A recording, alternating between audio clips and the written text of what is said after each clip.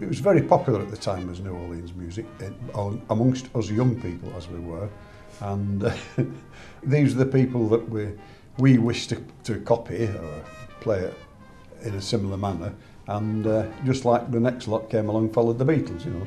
It was the popular music of the day. By 1966 the band was formed. We've had various changing personnel over the years, obviously, but the core of the band and the spirit of the band is 50 years old this year. Yeah, it's purely for enjoyment, and it's mainly our enjoyment, but hopefully we can pass that enjoyment on to the audience as well. Without the enjoyment we wouldn't do it. Oh, it gives you such an uplifting feeling. Yeah. When you manage something right and the band sounds good, you just feel so uplifted. There's no other word for it. We have usually a three-man rhythm section, which is string bass, drums and banjo or guitar, and then a three-man front line, which is usually trombone, trumpet and clarinet or saxophone. The membership of the band is not strictly used for every possible gig. Sometimes we have other people coming in, sometimes we extend the band a little, sometimes there are fewer people who play, and we are like the kernel of the system. We call on lots of different people at different times when we have to, but basically... As we do for this evening's job. Yes. Because the trombone player's got a bad chest, so we've called somebody in who's coming all the way from Neely in Derbyshire, and the drummer's gone deaf, nothing to do with his drumming, and so we've got a lady drummer playing tonight. Yeah, the band specifically tries to emulate New Orleans music from about 1940 on till about 1980, 1975, something like that. And specifically, that's the sort of music we try to play, not always successfully. Music for every occasion, from the cradle to the grave, literally. We play at christenings, weddings, funerals, birthdays, bar mitzvahs, you name it, we've been there. Political demonstrations, protest walks. I mean, in 50 years you do get around, you know, you drive around and you say, oh, we played there, we played there, played there. It's quite satisfying. During the late 60s, there were a lot of musicians from, well, quite a number of musicians came over from New Orleans, and we managed to, you know, get a job playing with them, or they came and played with us. And that was exciting for us. After that, as they were getting too old, it's funny, we thought of them as being old men in the 50s, and now we're all in the 70s. Like. But what's happened in the following years is that if they couldn't come to see us, we went to see them.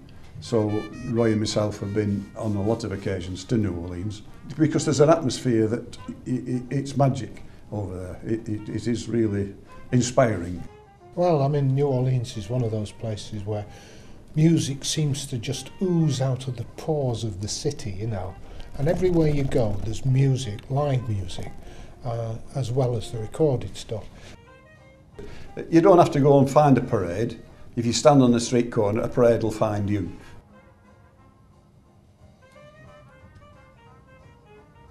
We have a very, very broad repertoire. We play probably 400 different tunes.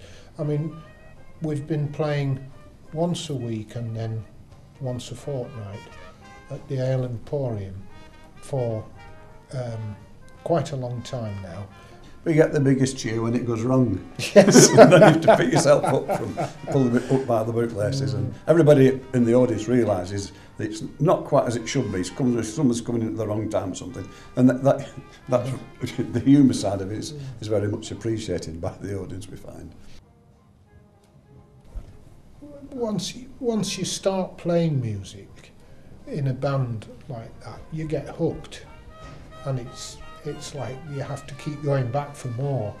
I suppose it's a drug in a sense. It just does so much for you. It makes you feel so good and makes you feel happy and joyful and want to jump out. And it keeps you young. Yeah. Definitely, because you can tell that by looking at me. You would think he was 90. No, and that was last year.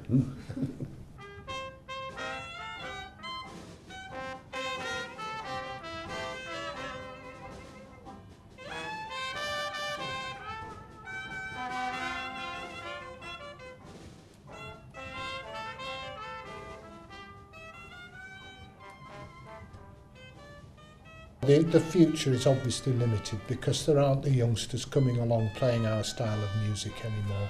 There are one or two around, but whether or not they would be interested enough to join and perpetuate our band into the future, I very much doubt. So the future is very limited. In fact, I would say it's limited more or less to the lifespan or the remaining lifespan of the current members, more or less.